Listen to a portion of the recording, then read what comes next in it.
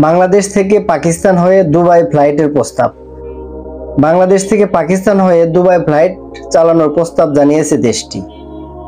মঙ্গলবার 10 সেপ্টেম্বর বিকেলে অর্থনৈতিক সম্পর্ক বিভাগে অর্থ ও বাণিজ্য উপদেষ্টা ডক্টর সালেউদ্দিন আহমেদের সঙ্গে সাক্ষাৎকালে ঢাকায় নিযুক্ত পাকিস্তানের হাই কমিশনার আহমদ মারুফ এই প্রস্তাবটি জানান। বৈঠক শেষে অর্থ উপদেষ্টা বলেন, বাংলাদেশ থেকে পাকিস্তান হয়ে দুবাই ফ্লাইট চালানোর প্রস্তাব জানিয়েছে তারা, তবে ব্যবসায়িকভাবে সফল হলে বাংলাদেশ সিদ্ধান্ত নেবে। বাংলাদেশ থেকে পাট পণ্য আমদানিতে পাকিস্তান আগ্রহ প্রকাশ করেছে বলে জানান সালেউদ্দিন আহমদ।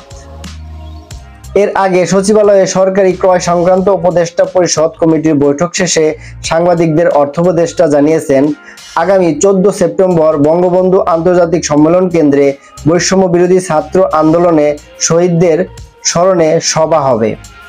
এজন্য ব্যয় ধরা হয়েছে সর্বোচ্চ 5 কোটি টাকা। স্মরণ সভায় দেশি বিদেশি অতিথিরা থাকবেন জানিয়ে তিনি বলেন, স্মরণ সভায় কারা থাকবেন তা ঠিক করবেন তথ্য উপদেষ্টা।